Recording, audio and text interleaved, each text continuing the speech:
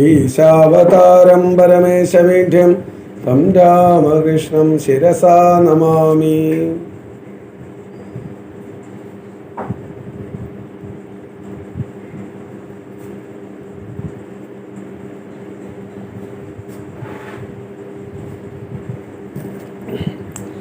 തവ കഥാമൃതം തപ്തജീവനം കവിഭിരീഡിതം കൽമഷാപഹം ശ്രവണമംഗളം ശ്രീമദാദതം ഭുവി ഗൃണന്തി തേ ഭൂരിദാ ജനാ.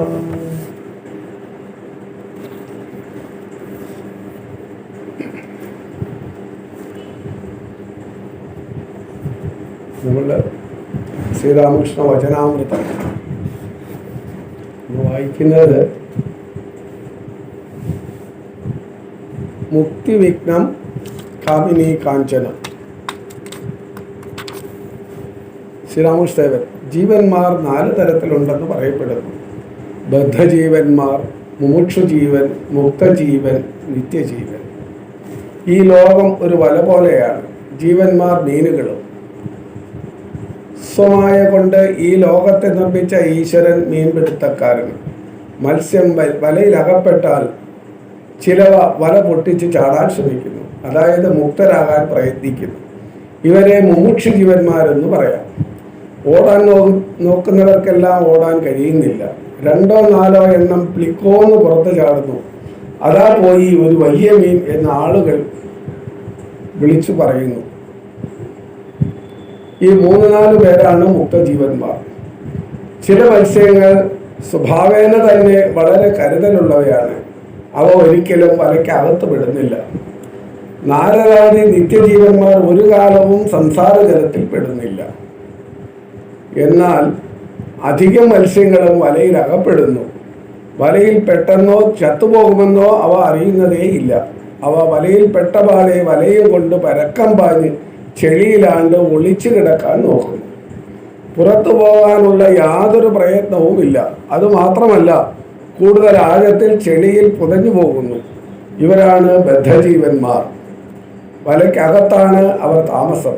പക്ഷേ നിങ്ങൾക്കിവിടെ ബഹുസുഖമാണെന്നാണ് അവരുടെ വിചാരം. ബദ്ധജീവൻ സംസാരത്തിൽ, അതായത് കാമിനി കാഞ്ചനത്തിൽ ആസക്തനായി കിടക്കുന്നു. കളങ്കരാശിയിൽ മുങ്ങിക്കിടക്കുന്നു. എന്നിട്ടും വിചാരം താൻ സുഖമായിരിക്കുന്നു എന്നാണ്. മുമുക്ഷുക്കളും മുക്തന്മാരും സംസാരത്തെ ഒരു കിണറായി കരുതുന്നു. അവർക്ക് അത് സുഖമായി തോന്നുന്നില്ല. അതിനാൽ ചിലർ ജ്ഞാനലാഭത്തിന് ശേഷം, ഭഗവത് ദർശനത്തിന് ശേഷം ശരീരം ഉപേക്ഷിക്കുന്നു. പക്ഷേ അത്തരം ശരീരത്യാഗം വളരെ ദുർലഭമാകുന്നു. ബദ്ധജീവന്റെ ലക്ഷണം. ശ്രീരാമകൃഷ്ണദേവൻ ബദ്ധജീവന്മാർക്ക്, സംസാര ജീവന്മാർക്ക് ഒന്നുകൊണ്ടും വെളിവുണ്ടാവുകയില്ല. എന്തെല്ലാം ദുഃഖങ്ങൾ, എന്തൊക്കെ വഞ്ചനകൾ സഹിക്കുന്നു, എന്തെല്ലാം ആപത്തിൽപ്പെടുന്നു. എന്നിട്ടും കണ്ണു തുറക്കുകയില്ല. ഒട്ടകത്തിന് മുൾച്ചെടി വലിയ ഇഷ്ടമാണ്. എന്നാൽ തിന്നുംതോറും വായിൽ നിന്നും ചോര കൂടുതൽ കൂടുതൽ പൊട്ടിയൊലിക്കുന്നു. എന്നാലും വേണ്ടില്ല, ആ മുൾച്ചെടി തന്നെ തിന്നും, വിടില്ല. ലൗകിക മനുഷ്യൻ എന്തുമാത്രം ശോകതാപങ്ങൾ തിന്നുന്നു, എന്നാലും വേണ്ടില്ല. 4 നാൾ കഴിഞ്ഞാൽ പഴയപടി ഭാര്യ മരിച്ചുപോയി, അല്ലെങ്കിൽ അവൾ പുംസ്കലിയായി. എന്നാലും കൊള്ളാം, പിന്നെയും പോയി വേറെ പെണ്ണ് കെട്ടും. മകൻ മരിച്ചുപോയി, എന്തൊരു സങ്കടമാണ്. കുറച്ച് ദിവസം കഴിഞ്ഞു, ഒക്കെ മറന്നു. ആ കുട്ടിയുടെ അമ്മ സങ്കടം സഹിക്കാനാവാതെ വീണ അവൾ കുറച്ച് ദിവസം കഴിഞ്ഞ് ഇതാ മുടി വിലക്കുന്നു, ആഭരണങ്ങൾ അണിയുന്നു. ഇത്തരം മനുഷ്യർ പെൺപിള്ളേരെ കെട്ടിക്കൊടുത്ത് പാപ്പരെഴുതുന്നു. എന്നിട്ടും ആണ്ടുതോറും പെൺപിള്ളേരെ ജനിപ്പിക്കുന്നു. കോടതി കയറി ഒക്കെ പൊടിഞ്ഞു. പിന്നെയും പോകും വ്യവഹാരത്തിന്. ഉണ്ടായ പിള്ളേർക്ക് തന്നെ തിന്നാൻ കൊടുക്കാനില്ല, ഉടുക്കാനുമില്ല, പഠിപ്പിക്കാൻ വഴിയില്ല, താമസിപ്പിക്കാൻ നേരെ വീടില്ല. എന്നാലും ആണ്ടോടാണ്ട് പിള്ള പിറക്കും. ഇനിയും ലൗകിക മനുഷ്യൻ ചിലപ്പോഴൊക്കെ തുരപ്പനെ പിടിച്ച പാമ്പിനെ പോലെയാണ്. വിഴുങ്ങാനും മേല, വിടാനും മേല. സംസാരത്തിൽ കഴമ്പൊന്നുമില്ലെന്ന് ബദ്ധജീവൻ അറിഞ്ഞെന്ന് വരാം. അമ്പഴങ്ങയ്ക്ക് അണ്ടിയും തോലും മാത്രം. എന്നാലും കളയാൻ കഴിയുന്നില്ല. എന്നിട്ടും മനസ്സ് ഈശ്വരന്റെ നേരെ വിടാൻ കഴിയുന്നില്ല. കേശവസേനന്റെ ഒരു ബന്ധുവിനെ ഒരിക്കൽ കണ്ടു. വയസ്സ് 50 ചീട്ട് കളിക്കുന്നത് കണ്ടു. ഈശ്വരനാമം ജപിക്കാൻ ഇനിയും കാലമായില്ല പോലും. ബദ്ധജീവന്റെ അടയാളം വേറൊന്നു കൂടിയുണ്ട്. അയാളെ ലൗകിക പരിതസ്ഥിതിയിൽ നിന്ന് മാറ്റി നല്ലയിടത്ത് പ്രാർത്ഥിച്ചാൽ അയാൾ വിരഹം കൊണ്ട് മരിച്ചു പോകും. മലത്തിലെ കുമിളയ്ക്ക് മലത്തിൽ തന്നെ രസം, അതിൽ തന്നെ കിടന്ന് പൊളിച്ചു മറിയുന്നു. ആ കൃമിയെ ചോർക്കലത്തിലിട്ടാൽ അത് അവിടെ കിടന്ന് ചാവും. എല്ലാവരും സ്തംഭിച്ചിരിക്കുന്നു. ശ്രീരാമകൃഷ്ണദേവൻ ആദ്യം പറഞ്ഞത് 4 തരത്തിലുള്ള ജീവന്മാരുണ്ട്. നമ്മളൊക്കെ അതിൻ്റെ ഭാഗമാണ്. നമ്മൾ ഈ 4-ൽ ഏതോ ഒന്നിൽ പെട്ടവരാണ്. എന്തായാലും ഈ പറഞ്ഞതിൽ ആദ്യത്തേതിൽ പെട്ടവരല്ല, ബദ്ധജീവന്മാരല്ല. അതിന് ശ്രീരാമകൃഷ്ണദേവൻ പറഞ്ഞ ഉദാഹരണം വളരെ രസകരമായതാണ്. അതായത് ഒരു മീൻപിടുത്തക്കാരൻ വലയെറിഞ്ഞു കുളത്തിലേക്ക്. വലയെറിഞ്ഞു, വല താണുപോയി. അപ്പോൾ കുറച്ച് മീനൊക്കെ വലയിൽ അകപ്പെടാതെ തന്നെ നേരത്തെ തന്നെ രക്ഷപ്പെട്ടു പോയി. അവരൊക്കെ നിത്യജീവന്മാരാണ്. അവരൊരിക്കലും ഒരു വലയിലും പെടില്ല. കുറച്ച് പേര് ഇതിൽ നിന്ന് ചാടി രക്ഷപ്പെടാനുള്ള ശ്രമം നടത്തി. അങ്ങനെ 3-4 പേരങ്ങ് രക്ഷപ്പെട്ടു. അവർ മുക്തജീവന്മാരാണ്. പിന്നെ ഇതിലെ കുറച്ച് പേരുണ്ട്, അവര് ശ്രമം തുറന്നിട്ടേയിരിക്കുന്നു. അവർ മുമുക്ഷുജീവന്മാരാണ്. പക്ഷെ ചിലരെന്ത് ചെയ്യുന്നറിയാം, ഈ വലയും കടിച്ച് പിടിച്ചുകൊണ്ട് നേരെ താഴേക്ക് അങ്ങോട്ട് പോകും, ചെളിയിൽ പോയി അടങ്ങിയിരിക്കും. എന്നിട്ട് സ്വയം വിചാരിക്കും എനിക്കൊന്നും സംഭവിക്കാൻ പോകുന്നില്ല, കാരണം ഞാൻ വളരെ സേഫാണ്, വല എൻ്റെ വായിലാണ് ഇരിക്കുന്നത്, അതുകൊണ്ട് ഇനി ഒന്നും സംഭവിക്കില്ല എന്ന് വിചാരിച്ച് ഈ ചെളിയിൽ ഇങ്ങനെ പതഞ്ഞ് കിടക്കും. കുറച്ച് കഴിയുമ്പോൾ ഈ മീൻപിടുത്തക്കാരൻ വന്ന് വല അങ്ങ് വലിക്കുമ്പോൾ ഈ കടിച്ചു പിടിച്ച മീനെല്ലാം തന്നെ ആ വലയിലകപ്പെട്ട് അത് പുറത്തേക്ക് പോകും. അവരാണ് ബദ്ധജീവന്മാരെന്നാണ് പറയുന്നത്. അങ്ങനെയാണ് 4 ജീവന്മാരെ പറ്റി പറഞ്ഞത്. ഇതിലെ ഈ ബദ്ധജീവന്മാരെ പറ്റി ശ്രീരാമകൃഷ്ണൻ വളരെ വിശദമായിട്ട് പറയുന്നുണ്ട്. അവരെ പറ്റി പറയുന്നതിൽ അവർക്ക് സുഖമായി തോന്നുന്നതൊന്നും അവർക്ക് സുഖം കൊടുക്കുന്നതല്ല എന്നറിയാമെങ്കിലും അവർ വീണ്ടും അതിൽ തന്നെയാണ്. നമുക്ക് പിന്നെ ആകാം മറ്റു കാര്യങ്ങളൊക്കെ. അപ്പം അതിൽ തന്നെ പറയുന്നുണ്ട്, 50 വയസ്സായ കേശവചന്ദ്രസേനൻ്റെ ഒരു ബന്ധു, അദ്ദേഹം 50 വയസ്സ് കഴിഞ്ഞു, പക്ഷെ ചീട്ട് കളിക്കുന്നതാണ് കാണുന്നത്. അപ്പം ഈശ്വരനാമം ഇനി പ്രായമായില്ലേ, ഇനിയൊക്കെ ഈശ്വരനാമം ജപിക്കേണ്ടതെന്ന് ചോദിച്ചാൽ അന്നേരം പറയുന്നത് എന്താണ്, അതിനൊക്കെ ഇനിയും സമയമുണ്ട്. ഇവിടെ എനിക്ക് ഓർമ്മ വരുന്ന ഒരു കാര്യമുണ്ട്. അതായത് ഞങ്ങൾ ട്രെയിനിങ് സെൻറ്ററിലുണ്ടായിരുന്നപ്പോൾ ശ്രീരാമകൃഷ്ണദേവൻ്റെ ശിഷ്യനായിരുന്ന മഹാപുരുഷ് ശിവാനന്ദ സ്വാമിജി, അദ്ദേഹത്തിൻ്റെ സേവക്കായിട്ടുള്ള ഒരു മഹാരാജ് ഉണ്ടായിരുന്നു, ഒരു സ്വാമിജി. ഞങ്ങൾ കാണുമ്പോൾ വളരെ പ്രായമായി. അദ്ദേഹത്തിൻ്റെ പേര് ഞങ്ങൾ എല്ലാവരും വിളിക്കുന്ന മോത്തി മഹാരാജ് എന്നാണ്. ഈ മോത്തി മഹാരാജ് ഒരിക്കൽ ഞങ്ങൾ ഈ വിശേഷ ദിവസങ്ങളിൽ ട്രെയിനിങ് സെൻറ്ററിൽ നിന്ന് ബ്രഹ്മചാരിമാരെല്ലാവരും തന്നെ പോയി സീനിയറായ എല്ലാ സ്വാമിമാരെയും നമസ്കരിച്ച് അനുഗ്രഹം വാങ്ങി. അപ്പോൾ അങ്ങനെ ഒരു ജന്മദിനത്തിന് ഞങ്ങൾ പോയി. ഞങ്ങളൊരു 4-5 ബ്രഹ്മചാരിമാരായിട്ട് പോയി ഈ മൂർത്തി മഹാരാജിനെ നമസ്കരിച്ച് എഴുന്നേൽക്കുമ്പോൾ സ്വാമിജി പറഞ്ഞു, അതെ, ജപവും ധ്യാനവും ചെയ്തിട്ടേയിരിക്കണം, അതിപ്പോഴാണ് ചെയ്യേണ്ടത്. അതുപോലെ വായനാശീലം ഉണ്ടാക്കിയെടുക്കണം. എന്നിട്ട് സ്വാമിജി പറഞ്ഞു, ഇത് ഇപ്പോഴും മാത്രമേ സാധിക്കുള്ളൂ, നിങ്ങളൊക്കെ കുട്ടികളാണ്, ഇപ്പം വേണം ഇത് പ്രാക്ടീസ് ചെയ്യാൻ, പ്രായമായിട്ട് ചെയ്യാനിരിക്കരുത്. എന്നിട്ട് അദ്ദേഹം പറഞ്ഞു, ഇപ്പോൾ കണ്ടില്ലേ ഇവിടെ തന്നെ അടുത്ത മുറിയിൽ ആ സ്വാമി എപ്പോഴും ഈ സ്വാമി അറ്റൻഡ് ചെയ്യുന്നുണ്ടെന്ന്, അവിടെ പ്രായമായ സ്വാമിമാരെ നോക്കാനായിട്ടുള്ള ജോലിക്കാരായിട്ടുള്ളവരുണ്ട്. അപ്പോൾ അവരുമായിട്ട് ഇങ്ങനെ വഴക്കാം. ഇത് സ്വാമി പറഞ്ഞു, പ്രായമായി, നമ്മൾ പ്രായമാകുമ്പോഴും പ്രായം ശരീരത്തിനാണ്, മനസ്സിനല്ല. മനസ്സ് 18 വയസ്സുള്ളപ്പോഴും 36 വയസ്സുള്ളപ്പോഴും 50 വയസ്സുള്ളപ്പോഴും 78ാമത്തെ വയസ്സിലും മനസ്സൊന്നു തന്നെയാണ്. ചിന്തകൾക്ക് വ്യത്യാസമൊന്നുമില്ല. അതിന് കുറച്ചൊരു പക്വത വന്നിട്ടുണ്ടാവും, അതിനപ്പുറത്തേക്ക് ചിന്തകൾക്ക് വ്യത്യാസമൊന്നുമില്ല. അപ്പം അദ്ദേഹം പറഞ്ഞത് ശരീരമാണ് പ്രായമാകുന്ന, മനസ്സല്ല. ഇപ്പം മനസ്സിൽ പലതും ചെയ്യണമെന്ന് ആഗ്രഹമുണ്ട്, പക്ഷെ ശരീരം കൊണ്ട് അത് സാധിക്കില്ല. മനസ്സ് പറയുന്നിടത്ത് ശരീരം എത്താൻ കഴിയാത്ത ഒരവസ്ഥയിലേക്ക് നമ്മൾ വരും. ഈ സമയത്ത് നമുക്ക് നാമം ജപിക്കാനോ വെറുതെ ഇരിക്കാനോ ഉള്ള ഒരു ശീലമില്ലാത്തത് കൊണ്ട് ഇവരോടൊക്കെ ഇങ്ങനെ എന്തെങ്കിലുമൊക്കെ പറഞ്ഞ് നമ്മൾ പറയുന്ന പോലൊക്കെ ചെയ്യില്ല എങ്കിൽ അവരുമായിട്ട് ഇങ്ങനെ വഴക്കുണ്ടാക്കുക. അവരെടുത്തത് കുറ്റം, വെച്ചത് കുറ്റം, പോയത് കുറ്റം, വന്നത് കുറ്റം എന്ന് വേണ്ട ഇങ്ങനെ വഴക്ക് പറഞ്ഞിട്ടേ ഇരിക്കും. അപ്പോൾ അവരുടെ പ്രതികരണം എങ്ങനെയായിരിക്കും? കുറച്ചൊക്കെ അവർ സഹിക്കും. അത് കഴിയുമ്പോൾ അവർ പ്രതികരിക്കാനും തുടങ്ങും. ഇപ്പം സ്വാമിജി പറയുമായിരുന്നു, ജപം, ധ്യാനം, പഠനം, ഇത് മൂന്നും ചെറുപ്പകാലത്തിൽ നമ്മൾ പ്രാക്ടീസ് ചെയ്ത് കഴിഞ്ഞാൽ പ്രായമായി കഴിയുമ്പോഴും നമുക്ക്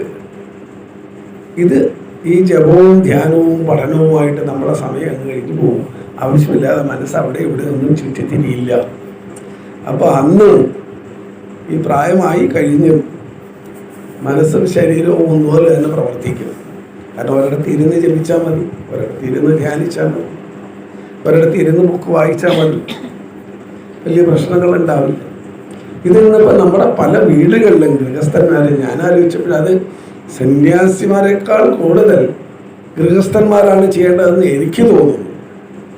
കാരണം ഈ ഗൃഹസ്ഥന്മാരാണ് പലപ്പോഴും നമ്മൾ തമാശയായിട്ടെങ്കിലും പറയും, അമ്മായിയമ്മ മരുമോൾ പോര് നടക്കുന്നു, അല്ലെങ്കിൽ നാത്തൂൻ പോര് നടക്കുന്നു എന്നൊക്കെ ഇങ്ങനെ പറയാറുണ്ട്. യഥാർത്ഥത്തിൽ ഇതിൻ്റെയൊക്കെ കാരണം തുടങ്ങുന്നത് ഇവിടെ നിന്നാണ്. പ്രായമായി കഴിഞ്ഞപ്പോൾ നമുക്ക് അത്യാവശ്യം നമ്മൾക്ക് ചെയ്യാവുന്ന അത്രയൊക്കെ ചെയ്താൽ മതി. അത് കഴിഞ്ഞ് എന്താണെന്ന് വെച്ച് കഴിഞ്ഞാൽ അവർ കാണിച്ചോട്ടെ, അവർ ചെയ്തോട്ടെ, എന്തെങ്കിലും ആകട്ടെ എന്ന് പറഞ്ഞ് മനസ്സിനെ അതിൽ നിന്ന് നമുക്ക് പിൻവലിക്കാൻ സാധിക്കുന്നില്ല. അതായത് വാനപ്രസ്ഥത്തിലേക്ക് കടക്കാൻ നമുക്ക് സാധിക്കാത്ത ഒരവസ്ഥ വരും. അതാണ് യഥാർത്ഥത്തിൽ സംഭവിക്കുന്നത്. വാനപ്രസ്ഥം എന്ന് പറയുമ്പോൾ നമ്മൾ പോയി കാട്ടിൽ താമസിക്കണം എന്ന് അതിനൊരർത്ഥമില്ല. വനത്തിൽ താമസിക്കുന്ന ഒരാളിന് ബാഹ്യലോകവുമായി ഒരു ബന്ധവും ഉണ്ടാവില്ല. അതുപോലെ നമ്മുടെ വീട്ടിൽ താമസിക്കുന്നതിനാണ് വാനപ്രസ്ഥം എന്ന് പറയുന്നത്. അല്ലാതെ വീട് വിട്ട് മക്കളെയൊക്കെ കളഞ്ഞുകൊണ്ട് നേരെ കാട്ടിൽ പോയി എന്താ സൗകര്യം വെച്ചാൽ അതനുസരിച്ചിട്ട് അങ്ങ് ജീവിച്ചോണം എന്നതല്ല വാനപ്രസ്ഥം കൊണ്ട് ഉദ്ദേശിക്കുന്നത്. മനസ്സിനെ വാനപ്രസ്ഥത്തിൻ്റെ നിലയിലേക്ക് ഉയർത്തിക്കൊണ്ട് പോവുകയാണ് വേണ്ടത്. മക്കളായി അവർ വിവാഹം കഴിച്ചു, മരുമക്കളുണ്ട്, പേരക്കുട്ടികളുണ്ട്, അവരുമായിട്ട് അവർ ജീവിക്കട്ടെ. അവർക്ക് വേണ്ട പാഠങ്ങളൊക്കെ നമ്മൾ നമ്മുടെ ജീവിതത്തിൽ അവർക്ക് പറഞ്ഞു കൊടുത്തിട്ടുണ്ട്. അപ്പോൾ ഇനി അവർ ജീവിക്കട്ടെ. ചിലപ്പോൾ കുറച്ച് പോരായ്മകളോ കുറവുകളോ ഒക്കെ ഉണ്ടാവാം, അത് അനുഭവത്തിലൂടെ അവർ പഠിക്കട്ടെ എന്ന് പറഞ്ഞ് സ്വയം നമുക്ക് പിന്മാറാനും നമ്മളുടെ സമയം കൂടുതൽ ഈശ്വരചിന്തയിൽ നിർത്താനുമാണ് നമുക്ക് കഴിയുന്നത്. അതാണ് പലപ്പോഴും സംഭവിക്കാത്ത ഒരു കാര്യം. കാരണം നമ്മൾ ചെറുപ്പത്തിൽ ഇത് ശീലിച്ചില്ല. കാര്യം വയസ്സായിട്ട് നാമം ജപിക്കാമെന്ന് വിചാരിച്ചു. പക്ഷെ വയസ്സായപ്പോഴേക്കും ഈ ജീവിതകാലം മുഴുവൻ കർമ്മമാർഗത്തിലായിരുന്നത് കൊണ്ട്, നിരന്തരം പ്രവർത്തികളിലായിരുന്നത് കൊണ്ട് ഈ ശരീരത്തിനെ ഒന്ന് അടക്കി ഒതുക്കി നിർത്തി നമ്മുടെ നിയന്ത്രണത്തിൽ നിർത്തിക്കൊണ്ട് ഈശ്വരചിന്ത ചെയ്യാനുള്ളതായ ഒരു താല്പര്യം അതിലെങ്കിൽ ഈ വൈഷ്ണവർ പറയുന്ന പോലെ നാമേ രുചി, ഭഗവൻ നാമത്തിൽ നമുക്ക് രുചി ഉണ്ടാവണം. അതെങ്ങനെയാണ് ഉണ്ടാവുക? നമുക്കിഷ്ടമുള്ള ആഹാരം, നമ്മളുടെ നാവിന് രുചി തരുന്നതായ ഒരാഹാരം നമ്മൾക്ക് അതെങ്ങനെയാണോ എൻജോയ് ചെയ്യുന്നത്, അതുപോലെ ഭഗവൻ നാമം ചൊല്ലുമ്പോൾ ആ സംഭവങ്ങൾ നമ്മുടെ മനസ്സിലൂടെ കടന്നു പോകുമ്പോൾ അത് എൻജോയ് ചെയ്യാനുള്ളതായ ഒരവസരം നമുക്കുണ്ടാകും. ഇല്ലെങ്കിൽ നമ്മൾ റെസ്റ്റ്ലെസ് ആവും, പറയാം, അസ്വസ്ഥത. നമുക്ക് നമ്മുടെ മനസ്സിനെ അവിടെ നിർത്താൻ പറ്റാത്ത ഒരവസ്ഥയിലേക്ക് പോകും. അപ്പം അങ്ങനെ വരാതിരിക്കാൻ ആദ്യമേ തന്നെ ചെറുപ്പകാലത്ത് തന്നെ നമ്മൾ ഈ ഈശ്വര ചിന്ത ചെയ്യാനും ജപധ്യാനാദികളിൽ മുഴുകാനും ഉള്ള വാസന നമ്മളിൽ ഉണ്ടാക്കിയെടുക്കണം. ഇതാണ് വേണ്ടത്. അതുകൊണ്ടാണല്ലോ മുകുന്ദമാലയുടെ ക്ലാസ് എടുക്കുമ്പോഴേ ഇവിടെ പറഞ്ഞിരുന്നു, അദൈവമേ വിശദമാനസരാജഹംസം പ്രാണപ്രയാണ സമയേ കപവാദമിത്തൈഹി കണ്ഠാവരോധനമിതോ സ്മരണം. അദൈവമേ വിശദമാനസരാജഹംസം കൃഷ്ണ ത്വദീയ പദ പങ്കജ പഞ്ചരാന്തം അദൈവമേ വിശദമാനസരാജഹംസം. അല്ലയോ ഭഗവാനെ, പദപങ്കജ പഞ്ചരാന്തം അദ്വൈവ, ഇന്ന് ഈ നിമിഷം തന്നെ അങ്ങയുടെ പാദപത്മങ്ങളിൽ എൻ്റെ മനസ്സിൽ എനിക്കതങ്ങ് തെളിഞ്ഞു കാണണം, വ്യക്തമായിട്ട് കാണണം. എന്താ കാരണം? പ്രാണപ്രയാണ സമയേ, ഈ ജീവൻ ഈ ശരീരത്തെ വിട്ടുപോകുന്ന സമയത്ത് കഫവാദപിത്തൈഹി, കഫം വാദം പിത്തം, ആയുർവേദത്തിൽ അങ്ങനെ 3 അസുഖങ്ങളാണ് മെയിനായിട്ട് പറയുന്നത്. ഈ 3 കാരണങ്ങൾ കൊണ്ടാണ് നമുക്ക് മറ്റ് പല അസുഖങ്ങളും ഉണ്ടാകുന്നത് എന്ന് ആയുർവേദ സിദ്ധാന്തം. അപ്പോൾ കഫ സംബന്ധമായത്, ശ്വാസ സംബന്ധമായത്, വാദം സന്ധി സംബന്ധമായതും പിത്തം ദഹന സംബന്ധമായതുമായ ശാരീരിക അസ്വസ്ഥതകൾ കൊണ്ട് സ്മരണം കുതസ്ഥേ, ഞാൻ എങ്ങനെ നിന്നെ സ്മരിക്കാനാണ്, ഞാൻ എങ്ങനെ നിന്നെ ചിന്തിക്കാനാണ്? അത് നടക്കുമോ? നടക്കില്ല. കാരണം സന്ധികളിലെ വേദന, എൻ്റെ മനസ്സ് അങ്ങോട്ടാണ് പോകുന്നത്. ആഹാരം കഴിക്കാൻ വയ്യ, കഴിക്കുന്ന ആഹാരം ദഹിക്കുന്നില്ല, ആകെ ബുദ്ധിമുട്ട്, ഗ്യാസൊക്കെ വന്നു, അങ്ങനെയൊക്കെ പല പ്രശ്നങ്ങൾ കൊണ്ട് ഞാൻ കഷ്ടപ്പെടുകയാണ്.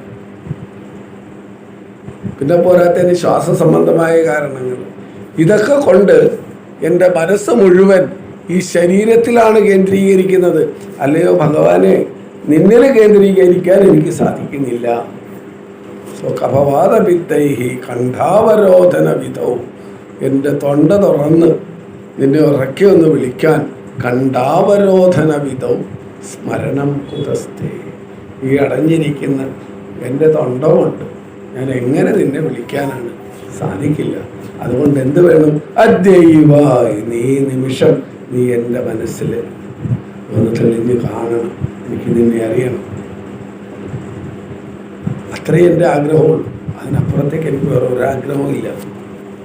കാര്യം ഇവിടെ നമ്മൾ ക്ലാസ് എടുത്തതാണ്. അപ്പം അതിൽ പറയുന്നുണ്ട്, അല്ലയോ ഭഗവാനെ, ഞാൻ അങ്ങേ എങ്ങനെ സ്മരിക്കുന്നുവോ അങ്ങനെ കാണണം എനിക്ക്. അതാണ് വേറൊരു പ്രത്യേകത. അപ്പം ഭഗവാനെ നമ്മൾ സ്മരിക്കുന്ന പോലെ കാണാൻ പറ്റുമെന്ന് വെച്ച് കഴിഞ്ഞാൽ കാണാം. ജ്ഞാനേശ്വർ എന്ന് പറയുന്ന ഒരു ജന്മനാ അതായത് മുക്തനായ മനുഷ്യൻ, ജ്ഞാനേശ്വർ, ഒരു വലിയ എന്താ പറയുക, ഒരു അവതാര പുരുഷനായിട്ട് ഇന്ന് മഹാരാഷ്ട്രയിൽ അറിയപ്പെടുന്നത് ജ്ഞാനേശ്വർ. ഇപ്പോൾ അദ്ദേഹത്തിന് ഭ്രഷ്ട് കൽപ്പിച്ചിരുന്നു. അതിൻ്റെ കാരണം അദ്ദേഹത്തിൻ്റെ അച്ഛൻ ഒരു സന്യാസിയായിരുന്നു. അപ്പം ഗുരുവിൻ്റെ അടുത്ത് കള്ളം പറഞ്ഞിട്ടാണ് അച്ഛൻ സന്യാസിയായത്. അതിൻ്റെ സന്യാസമൊക്കെ കിട്ടി. അത് കഴിഞ്ഞ് ഗുരുവും ശിഷ്യനും കൂടി തീർത്ഥാടനത്തിന് പോകുന്ന അവസരത്തിൽ ഈ മഹാരാഷ്ട്രയിലെ ഒരു ക്ഷേത്രം, കൃത്യമായിട്ട് അറിയില്ല, അവിടെ വരുമ്പോഴേ ഇദ്ദേഹത്തിൻ്റെ ഭാര്യ അവിടെ ചെന്ന് ഗുരുവിനോട് ചോദിച്ചു, ഇദ്ദേഹം ഒരു ഗൃഹസ്ഥാശ്രമിയാണ്, അങ്ങേക്ക് അറിയുമോ? ഇദ്ദേഹം സന്യാസം സ്വീകരിക്കുന്നതിന് മുമ്പ് ഗൃഹസ്ഥാശ്രമം പൂർത്തിയാക്കിയിട്ടില്ല. അത് പൂർത്തിയാക്കാതെയാണ് സന്യാസിയായത്. എനിക്ക് കുട്ടികൾ ജനിച്ചിട്ടില്ല. ഇപ്പോൾ കുട്ടികൾ ജനിച്ചിട്ടില്ല എങ്കിൽ ഗൃഹസ്ഥാശ്രമത്തിലെ ഗൃഹസ്ഥധർമ്മം പൂർത്തിയായിട്ടില്ല എന്നർത്ഥം. വരും തലമുറകൾക്ക് വേണ്ടിയിട്ട് ഈ ധർമ്മങ്ങളെ നിലനിർത്തി പോകാൻ, ഈ പ്രകൃതിയെ സംരക്ഷിച്ചു കൊണ്ടുപോകാൻ പ്രാപ്തരായ സത്സന്താനങ്ങളെ പ്രധാനം ചെയ്യേണ്ടത് ഗൃഹസ്ഥധർമ്മത്തിലെ ഗൃഹസ്ഥൻ്റെ ഡ്യൂട്ടിയാണ്. അത് വെറും ഒരു എൻജോയ്മെന്റ് മാത്രമല്ല. അതുകൊണ്ടാണല്ലോ കണ്ണൻ ശകുന്തള കണ്ണനോട് യാത്ര പറഞ്ഞു പോകുന്ന സമയത്ത് കണ്ണൻ്റെ മഹർഷി കണ്ണൻ്റെ കണ്ണ് നിറയുന്നുണ്ട്. എന്നിട്ട് കണ്ണൻ സ്വയം പറയുകയാണ്, പോകുന്നുണ്ടിതു നാൾ ശകുന്തള വിരിഞ്ഞെന്നോർത്ത് തൂകാഞ്ഞശ്രുകളോദരം കലുഷിതം. അത് ഞാൻ മൊത്തത്തിൽ ഓർക്കുന്നില്ല. അതില് സംസ്കൃതത്തിൽ പറയും ഖണ്ഡസ്തംഭിത ബാഷ്പ, അതായത് എൻ്റെ തൊണ്ടയെല്ലാം അടറിപ്പോയി, തൊണ്ടയെല്ലാം അടഞ്ഞുപോയി, ശബ്ദം വരുന്നില്ല, കണ്ണ് നിറഞ്ഞിരിക്കുകയാണ്. പക്ഷെ സന്യാസിയായ എനിക്ക് കരയാൻ അധികാരമില്ല. ശകുന്തള പോകുന്നു എന്ന് പറഞ്ഞ നിമിഷം കണ്ണൻ സ്വയം ചിന്തിക്കുകയാണ്, എനിക്ക് ശകുന്തളമായിട്ട് എന്ത് ബന്ധം? കാട്ടിൽ കിടന്ന് കിട്ടിയ എഴുതാം പൈതലിന് ഞാൻ ഗൗതമി വശം കൊടുത്തു എന്നതിൽ കവിഞ്ഞ് ഒരച്ഛൻ ചെയ്യേണ്ട ഒരു ധർമ്മവും ഞാൻ ചെയ്തിട്ടില്ല. ആ കുഞ്ഞ് വളർന്നത് ഞാൻ അറിഞ്ഞില്ല, അവൾ പ്രായപൂർത്തിയായത് ഞാൻ അറിഞ്ഞില്ല, അതിനുശേഷം അവളിൽ വന്ന മാറ്റങ്ങൾ ഞാൻ അറിഞ്ഞില്ല, ഇതൊന്നും സംഭവിച്ചിട്ടില്ല. എന്നിട്ടും എന്നെ അവൾ അച്ഛ എന്ന് വിളിച്ചു എന്ന ഒറ്റ കാരണത്താൽ, അച്ഛ എന്ന വിളി ഞാൻ കേട്ടു എന്ന ഒറ്റ കാരണത്താൽ ഞാൻ ഭർത്തൃഗൃഹത്തിലേക്ക് പോകുന്നു എന്ന് പറഞ്ഞപ്പോഴേ എൻ്റെ കണ്ടമെല്ലാം ഇടറുന്നു, ഞാൻ സ്വയം തളർന്നു പോകുന്നു എന്നാണ് പറയുന്നത്. കാളിദാസൻ വളരെ ഭംഗിയായത് അവിടെ വിശദീകരിക്കുന്നത്. എന്നിട്ട് അവസാനം ഇതിൽ പറയും, നാട്ടിൽ പാർക്കും എഴുതാൻ ഗൃഹസ്ഥനെ ഓർക്കാതെ. ഒരു സന്യാസിയായ ഒരു ഉത്തരവാദിത്വം ഇല്ലാതെ ജീവിക്കുന്ന എൻ്റെ അവസ്ഥ ഇതാണ് എങ്കിൽ നാട്ടിൽ പാർക്കും എഴുതാം ഗൃഹസ്ഥനെ. നാട്ടിൽ ജീവിക്കുന്ന ദിനംതോറും രാപകലന്യെ ശാരീരികമായും മാനസികമായും ഒരുപാട് യാതനകളും വേദനകളും ഒക്കെ അനുഭവിച്ച് തൻ്റെ ഗൃഹസ്ഥം പൂർത്തീകരിക്കുന്ന ആ ഗൃഹസ്ഥാശ്രമി ഒന്ന് ഓർക്കാൻ. അപ്പൊ പറയും, അതായത് ഈ ഇവിടെ ഇരിക്കുന്ന മിക്കവാറും എല്ലാവരും ഒക്കെ മകളെ പരപുരുഷന് കൈപിടിച്ച് കൊടുത്തവരാണ്. അപ്പൊ ഞാൻ പറയണ്ട അതിന്റെ പ്രത്യേകത. എങ്കിലും ഒരിക്കലെ എന്നെ പഠിപ്പിച്ച ഒരു പ്രൊഫസർ പറഞ്ഞത്, ഈ കൈപിടിച്ച് കൊടുക്കുന്ന സമയത്ത് ഗൃഹസ്ഥധർമ്മം തലമുറകളായി കൈമാറി വന്ന ഗൃഹസ്ഥധർമ്മം തുടരുന്നതിന് വേണ്ടിയിട്ട് നിനക്കൊരു ശക്തിയായി, ഒരു വിളക്കായി ഞാൻ ഇവളെ കൈമാറുന്നു എന്ന സങ്കല്പത്തോടു കൂടിയായി കൈപിടിച്ചു കൊടുക്കുമ്പോൾ ഈ അച്ഛൻ്റെ മുന്നിൽ 22 23 വർഷം ജീവിച്ച പെൺകുട്ടി അവൾ ജനിച്ചു വീണപ്പോഴുണ്ടായ ആദ്യത്തെ കരച്ചിൽ മുതൽ അവള് നീന്തിക്കളിച്ചതും മുട്ടുകാലിലിഴഞ്ഞതും എഴുന്നേറ്റ് നടന്നതും എന്ന് വേണ്ട ജീവിതത്തിൽ സംഭവിച്ച എല്ലാ കാര്യങ്ങളും ഒരു സിനിമ എന്നോണം ആ 10 15 സെക്കൻഡ് അല്ലെങ്കിൽ ആ 1 മിനിറ്റ് സമയം കൊണ്ട് ആ അച്ഛൻ്റെ മുമ്പിൽ കാണാൻ സാധിക്കുമെന്നാണ് പറയുന്നത്. അത്രയ്ക്കും വലിയ ഒരു ബന്ധം അച്ഛനിൽ നിന്ന് മറ്റൊരാളിലേക്ക് മാറ്റപ്പെടുകയാണ് ഗൃഹസ്ഥധർമ്മം പരിപാലിക്കാൻ. ഇപ്പം നമ്മുടെ കഥയിലെ ജ്ഞാനേശ്വരൻ്റെ അച്ഛൻ ഈ ഗൃഹസ്ഥധർമ്മം പൂർത്തീകരിച്ചിരുന്നില്ല. അതുകൊണ്ട് തൻ്റെ ഗുരുതൻ വിളിച്ചിട്ട് പറഞ്ഞു, നീ എൻ്റെ അടുത്ത് കള്ളം പറഞ്ഞിട്ടാണ് എൻ്റെ ശിഷ്യനായത്, അതുകൊണ്ട് നീ മടങ്ങിപ്പോകണം, ഗൃഹസ്ഥധർമ്മം പൂർത്തീകരിക്കാൻ പറഞ്ഞു. അങ്ങനെ ഭാര്യയോടൊപ്പം മടങ്ങിപ്പോകേണ്ടി വന്നു എന്ന് മാത്രമല്ല, അതിനുശേഷം 3 കുട്ടികൾ ജനിച്ചു. ജ്ഞാനേശ്വരും മറ്റ് 2 പെൺകുട്ടികളും 3 കുട്ടികളും ജനിച്ചു. അതോടുകൂടി സമുദായം ഇദ്ദേഹത്തെ ഭ്രഷ്ട് കൽപ്പിച്ചു. ഒന്നാമത് സന്യാസിയായ ആൾ തിരിച്ച് വീണ്ടും ഗൃഹസ്ഥാശ്രമത്തിലേക്ക് വന്നു. അതിനുശേഷം 3 കുട്ടികളും ജനിച്ചു. ഇത് മഹാഭാവമാണ്. അതുകൊണ്ട് ഇയാളിനെയോ ഇയാളിൻ്റെ കുടുംബത്തെയോ ഈ കുട്ടികളെയോ സമുദായം അംഗീകരിക്കില്ല. പക്ഷേ തൻ്റെ തപോബലം കൊണ്ട് ഈ 3 കുട്ടികളും മുക്തപുരുഷന്മാരായിരുന്നു. അതിൽ ഇവരെ സമൂഹം അംഗീകരിക്കില്ല. അപ്പം ഇവർ വേറെ പരിപാടിയൊന്നുമില്ല, എവിടെയെങ്കിലും എന്തെങ്കിലും കിട്ടിയാൽ കഴിക്കണം, പിന്നെ ഇങ്ങനെ കളിച്ച് നടക്കാതൊക്കെ ഉള്ളൂ. അപ്പം അങ്ങനെ ജ്ഞാനേശ്വർ പലപ്പോഴും പല കാര്യങ്ങളും പറയുമ്പോൾ സമൂഹം, അവിടുത്തെ പണ്ഡിത സമൂഹം, ബ്രാഹ്മണ സമൂഹം എന്ന് പറയുമെങ്കിലും പണ്ഡിത സമൂഹം അതിനെ തർക്കിക്കുമായിരുന്നു. പക്ഷെ ഒരു തർക്കിച്ചിടത്തൊക്കെ പരാജയപ്പെട്ടിട്ടുണ്ട്.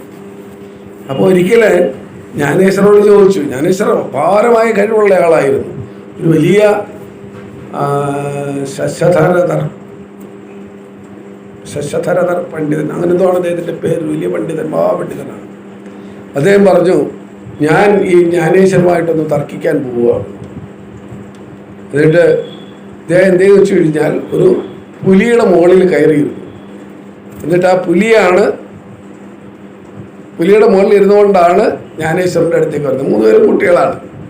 അപ്പം ഇവർ പൊളിഞ്ഞു പോയൊരു മതിലിൻ്റെ മുകളിൽ ഇരിക്കുകയായിരുന്നു. അപ്പോൾ ആരോ പറഞ്ഞു, ഇങ്ങനെ ഇദ്ദേഹം നിങ്ങളുമായി വാദപ്രതിവാദത്തിനായി വരുന്നുണ്ട്, അദ്ദേഹം ഒരു പുലിയുടെ മുകളിലാണ് വരുന്നതെന്ന്. അപ്പം ജ്ഞാനേശ്വരൻ പറഞ്ഞു, അത്രയും വലിയ മഹാപണ്ഡിതൻ ഞാനുമായി തർക്കിക്കാൻ എൻ്റെ അടുത്തേക്ക് വരിക എന്ന് പറഞ്ഞു കഴിഞ്ഞാൽ അതൊരു വലിയ, എന്നെ സംബന്ധിച്ച് എനിക്കത് സഹിക്കാൻ സാധിക്കില്ല. അവിടെ ഒരു കാര്യം ചെയ്യാം, നമുക്ക് അങ്ങോട്ട് പോകാമെന്ന് പറഞ്ഞു. എന്നിട്ട് ഇദ്ദേഹത്തിൽ ഈ മതിലിൻ്റെ മുകളിൽ ഇരുന്നുകൊണ്ട് തന്നെ പറഞ്ഞു, നമുക്കൊരു കാര്യം ചെയ്യാം, നമുക്ക് ഈ മതിലിൻ്റെ മുകളിൽ തന്നെ അങ്ങ് പോകാമെന്ന്. അപ്പം ഈ ആളുകൾ നോക്കുമ്പോൾ ഈ പൊളിഞ്ഞു പോയ മതിൽ, 2 സൈഡ് പൊളിഞ്ഞു പോയ മതിലിങ്ങനെ നീങ്ങി പോവുകയാണ്. അപ്പോൾ ഇതറിഞ്ഞ പണ്ഡിതൻ തർക്കത്തിന് തയ്യാറായില്ല. അദ്ദേഹം പറഞ്ഞു, ഇല്ല, ഞാൻ തർക്കിക്കാനില്ല എന്ന് പറഞ്ഞു.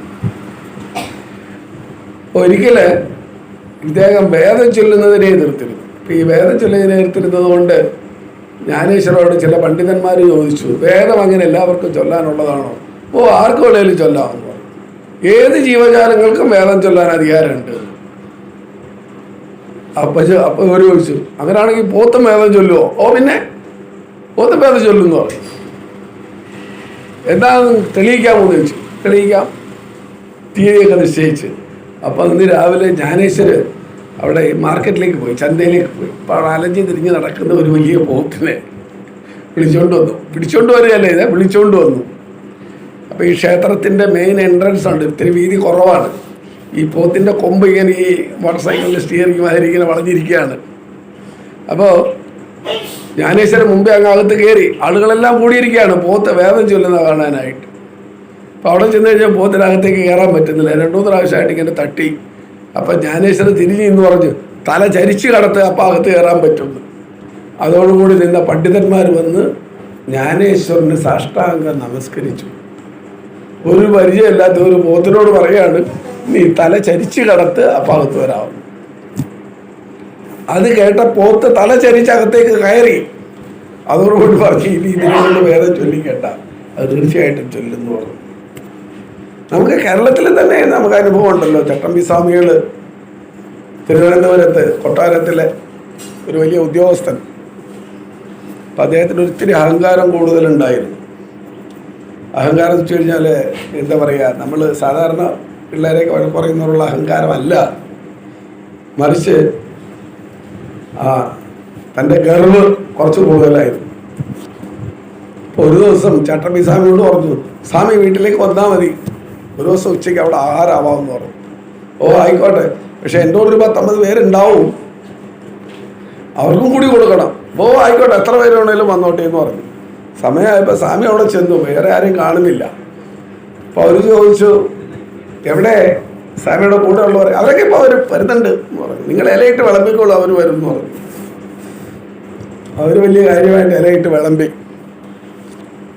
അപ്പം സ്വാമി പുറത്തേക്ക് ഇറങ്ങിയത് കൈകൊട്ടിയിട്ട് വിളിച്ചു. അപ്പോൾ വരിയായിട്ട് വന്നത് തെരുവിൽ വെറുതെ കറങ്ങി നടക്കുന്ന നായ്ക്കളാണ്.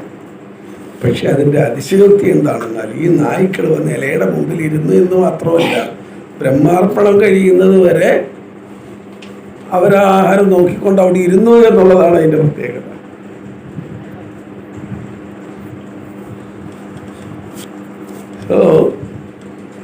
ആ ജ്ഞാനേശ്വർ പറഞ്ഞു, ആർക്കു വേണ്ടിയാലും വേദം ചെല്ലാം. അവിടെയും ഗൃഹസ്ഥധർമ്മത്തിൽ അത് പിൽക്കാലത്ത് അദ്ദേഹത്തിന് മുക്തി കിട്ടി എന്നാണ് പറയപ്പെടുന്നത്.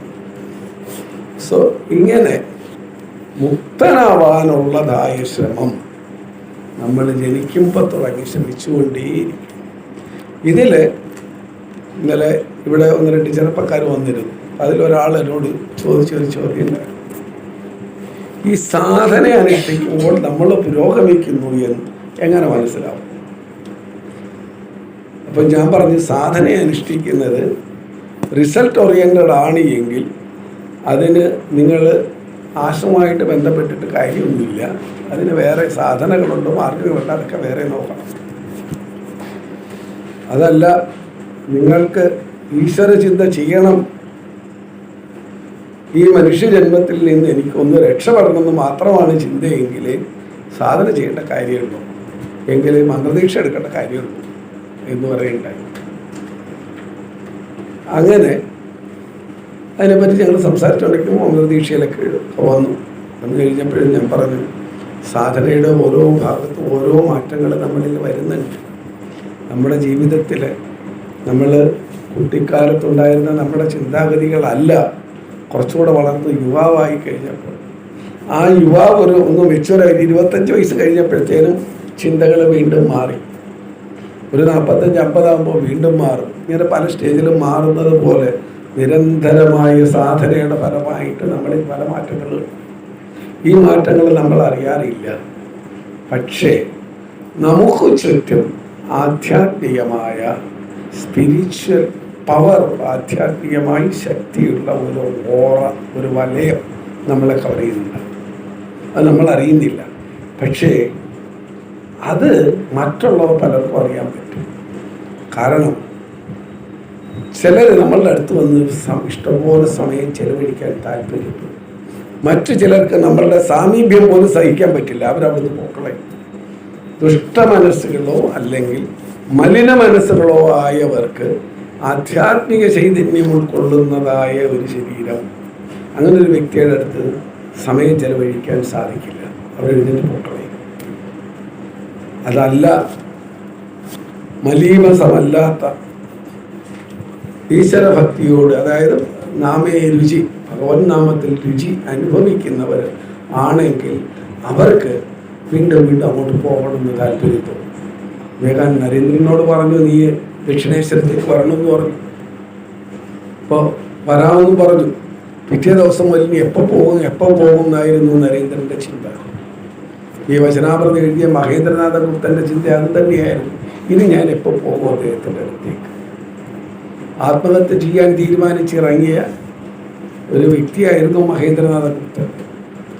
ഒരു ദർശനം കൊണ്ട്, ആദ്യത്തെ ദിവസത്തെ ഒരു 2-3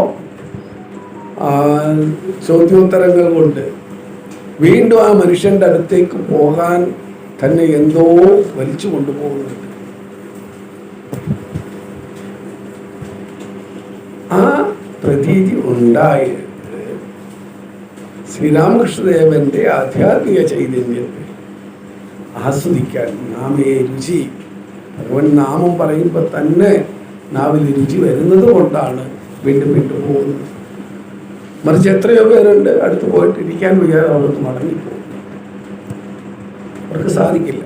അതിനൊരു ഉദാഹരണമുണ്ട്, അതുകൂടെ പറഞ്ഞ് ഞാൻ ഈ ക്ലാസ് അവസാനിപ്പിക്കുകയാണ്. വിവേകാനന്ദ സ്വാമി, അതായത് നരേന്ദ്രൻ തൻ്റെ കൂട്ടുകാരായ 3-4 പേരുമായിട്ട് ഒരിക്കലും ദക്ഷിണേശ്വരത്ത് പോകുന്നുണ്ട് ശ്രീരാമകൃഷ്ണദേവനെ കാണാനായിട്ട്. അവിടെ ചെന്നു കഴിഞ്ഞ ഉടനെ ശ്രീരാമകൃഷ്ണദേവൻ പല കാര്യങ്ങളും പറയാൻ തുടങ്ങി. പക്ഷെ കൂടെ പോയ പിള്ളേർക്ക് അവിടെ ഇരിക്കാൻ വയ്യ. ഒരു 4-5 മിനിറ്റ് കഴിഞ്ഞപ്പോഴത്തേനും അവരിൽ നിന്ന് എളിയാനും പിരിയാനും ഒക്കെ തുടങ്ങി. അപ്പോൾ എന്നിട്ട് നരേന്ദ്രനോട് ചോദിക്കാണ്ട്, നമുക്ക് എപ്പോഴാണ് പുറപ്പെടാൻ പറ്റുക? അപ്പോൾ ശ്രീരാമകൃഷ്ണൻ പറഞ്ഞു, നിങ്ങളുടെ കാര്യം ചെയ്യും, നിങ്ങളവിടെ പഞ്ചവടിയും ആ മൂളിമരച്ചോട് ആ ഭാഗത്തൊക്കെ പോവുക, നല്ല ഒരുപാട് ചെടികളൊക്കെ ഉണ്ട്, കാണാനൊക്കെ സാധിക്കും, പോവുക, അവിടെയൊക്കെ കറങ്ങി നടന്ന് കണ്ടിട്ട് വരും. ഞങ്ങൾ കുറച്ച് നേരം വർത്തമാനം പറയട്ടെ എന്ന് പറഞ്ഞാൽ ഇവർ 2 പേരോട് വർത്തമാനം പറഞ്ഞു. നരേന്ദ്രന് എഴുന്നേറ്റ് പോകാൻ തോന്നുന്നില്ല. പക്ഷെ ഇവരവിടെയൊക്കെ കറങ്ങി നടന്നിട്ട് മനസ്സവിടെ നിൽക്കുന്നില്ല. അവർ വീണ്ടും വന്നു, ഇവിടെ ഇരുന്നു. തീർന്നോ, തീരാറായോ, നമുക്ക് പുറപ്പെടാമോ എന്ന് വീണ്ടും ചോദിക്കാൻ പറയും. അപ്പോൾ ശ്രീരാമകൃഷ്ണൻ വീണ്ടും പറഞ്ഞു, നിങ്ങൾ അവിടെ ആ അടുക്കളയും പാത്രങ്ങളൊക്കെ പോയി കാണാം, വലിയ വലിയ പാത്രങ്ങളൊക്കെ കഴുകി അടുക്കി വെച്ചിട്ടുണ്ട്. അതുപോലെ ഓഫീസും ആ ക്ഷേത്രത്തിൻ്റെ പരിസരങ്ങളൊക്കെ പോയി കാണുക, കണ്ടിട്ട് വരിക എന്ന് പറഞ്ഞ് വിട്ടു. അങ്ങനെ അവർ വീണ്ടും പോയി. കുറേ നേരം കറങ്ങിയിട്ട് വീണ്ടും വന്നു, വീണ്ടും ചോദിക്കുകയാണ്. അപ്പോൾ അവസാനമായിട്ട് ശ്രീരാമകൃഷ്ണൻ പറയുന്ന ഒരു കാര്യമുണ്ട്, നിങ്ങൾ അവിടെ ആ കുളിക്കടവിൽ പോയിരിക്കുക, അവിടെ ധാരാളം ആളുകൾ അവിടെ ഇരുന്ന് വെടി പറയുന്നുണ്ട്. കഴിഞ്ഞാൽ വെറുതെ സമയം കളയാൻ വേണ്ടിയിട്ട് മറ്റുള്ളവരുടെ കുറ്റം പറയുന്നുണ്ട്, വെടി പറയുന്നു. ഒരുപാട് ആളുകൾ ക്ഷേത്ര ദർശനത്തിനായിട്ട് വഞ്ചിയിൽ വരുന്നുണ്ട്, അങ്ങനെ വന്നു പോകുന്നുണ്ട്. സ്ത്രീകളും പുരുഷന്മാരും ഒക്കെ കുളിക്കുന്നുണ്ട്. ശ്രീരാമകൃഷ്ണൻ പറഞ്ഞ ഭാഷയാണ്. കേട്ടാൽ നമുക്കതിൽ വലിയ അതിശയമില്ലെങ്കിലും സ്ത്രീകളും പുരുഷന്മാരും ഒക്കെ കുളിക്കുന്നുണ്ട്. കാരണം ഇവരുടെ വാസന അവിടെയാണ്. അതുകൊണ്ട് അതൊക്കെ പോയി കാണാൻ കുറച്ചു നേരം അവിടെ പോയി ഇരുന്നോളാൻ പറഞ്ഞു. ഇതൊക്കെ പറഞ്ഞിട്ടും ഇതൊക്കെ സംഭവിച്ചിട്ടും ഈ കൂട്ടുകാരിങ്ങനെ 3-4 പ്രാവശ്യം വന്ന് പോകാമെന്ന് പറഞ്ഞപ്പോഴും നരേന്ദ്രനെ എഴുന്നേക്കാൻ തോന്നുന്നില്ല. വീണ്ടും അവിടെ തന്നെ ഇരിക്കാനാണ് ആഗ്രഹം. നമ്മളൊക്കെ ആണെങ്കിലും അപ്പം അങ്ങനെ ഒരു സാഹചര്യത്തിൽ സമയം അവർ പോകാൻ ധൃതി കൂട്ടുന്നു, അതുകൊണ്ട് ഞാൻ പോയിട്ട് നാളെ വരാം എന്ന് പറഞ്ഞ് പോകാൻ പോകും. കാരണം നാമേ രുചി, ഭഗവൻ നാമത്തിലുള്ള ഒരു രുചി. ആധ്യാത്മിക കഥകൾ, ആധ്യാത്മിക കാര്യങ്ങൾ കേൾക്കുമ്പോഴും ഈ കാന്തവിരിമ്പിനെ ആകർഷിക്കുന്ന പോലെ ഇത് ആകർഷിക്കും. നോർത്ത് പോളും സൗത്ത് പോളും തമ്മിൽ ആകർഷിക്കും, നോർത്ത് പോളും തമ്മിൽ അത് വികർഷിക്കുകയാണ് ചെയ്യുന്നത്. അങ്ങനെയാണ് സംഭവിക്കുന്നത്. ഇപ്പം ഇവിടെ പറഞ്ഞതുപോലെ ബദ്ധജീവന്മാർ അവരെപ്പോഴും ഒരുപാട് കഠിന ശ്രമം ചെയ്യണം. മനുഷ്യജന്മത്തിൽ നമുക്ക് ആദ്യം തൊട്ട് തന്നെ ചെറുപ്പകാലത്ത് നല്ല ആരോഗ്യത്തോടെ ഇരിക്കുമ്പോഴാണ് ഏത് ആധ്യാത്മിക കർമ്മങ്ങൾ ചെയ്താലും ആദ്യം ഒരു മന്ത്രം ചൊല്ലി ആ പുഷ്പമോ അല്ലെ എന്തർപ്പിക്കുന്നുവോ ആദ്യം ചെയ്യുന്നത് ശരീരമാദ്യം ഖലു ധർമ്മസാധനം. സന്യാസ ദീക്ഷയ്ക്കാവട്ടെ, ബ്രഹ്മചര്യ ദീക്ഷയ്ക്കാവട്ടെ, ഇനി ഉപനയനത്തിനാവട്ടെ, എന്ത് യാഗം എന്ത് നടക്കട്ടെ, ആദ്യം പറയുന്നത് ശരീരമാദ്യം ഖലു ധർമ്മസാധനം. എൻ്റെ ധർമ്മം പൂർത്തീകരിക്കാനായിട്ട് എനിക്ക് ആരോഗ്യദൃഢഗാത്രമായ ഒരു ശരീരം വേണം. അല്ലെങ്കിൽ മുമ്പ് പറഞ്ഞതുപോലെ കപവാദവിത്തൈഹി കണ്ഠോരോധന വിദുസ്മരണ കുതസ്ഥേ. ഈശ്വര ചിന്ത ചെയ്യാനുള്ള അവസരങ്ങളില്ലാതെ. അപ്പം അതിൽ നമ്മളൊക്കെ മുക്തജീവനാണോ എന്ന് ചോദിച്ചാൽ നമുക്കറിയില്ല. പക്ഷെ നമ്മളെല്ലാം മുമുക്ഷുക്കളാണ്. അറിയാൻ, ഇതിൽ നിന്ന് രക്ഷപ്പെടാനുള്ള മാർഗം എന്താണ് എന്ന് അന്വേഷിക്കുന്നത്. അതുകൊണ്ടാണ് നമുക്ക് ഇങ്ങനെയുള്ള കാര്യങ്ങളിൽ വന്നുപെടാനും സാധിക്കും. ഇല്ലെങ്കിലോ ബദ്ധജീവനായിട്ട് മാറും. വലയും കടിച്ച് പിടിച്ച് ഇങ്ങനെ അടിയിൽ പോയി കിടക്കും. മൊബൈല് ഇപ്പം നമ്മൾ കഴിഞ്ഞ ദിവസം എല്ലാവരും വായിച്ചതാണല്ലേ, മൊബൈൽ കൊടുത്തില്ല എന്ന കാരണത്താൽ 14 വയസ്സുള്ള ഒരു പെൺകുട്ടി 14ാമത്തെ നിലയിൽ നിന്ന് താഴേക്ക് ചാടി മരിച്ചു. അപ്പോൾ കുട്ടിക്കാലം മുതൽ ഈശ്വരവാസന നാമേ രുചിയിലുണ്ടാകാതെ ഇരുന്നത് കൊണ്ട് ഭൗതിക വസ്തുക്കളോടുള്ള ആസക്തി ആ വലയും കടിച്ച് പിടിച്ചിങ്ങനെ ചെളിയിൽ കൊണ്ട് കിടക്കാണ്. ആ വല എടുത്തു കഴിഞ്ഞാൽ അപ്പോൾ ആ മീൻ അതൊരു വലിയ അസ്വസ്ഥതയായിട്ട് മാറും. കാര്യം അതിലാണ് അവർ സുഖം കണ്ടെത്തുന്നത്. മറിച്ച് നമ്മൾ അങ്ങനെയല്ല, നമ്മൾ മോക്ഷക്കളാണ്. നമ്മൾ മുക്തരാവുക തന്നെ ചെയ്യും. ഓം ശാന്തി ശാന്തി ശാന്തി.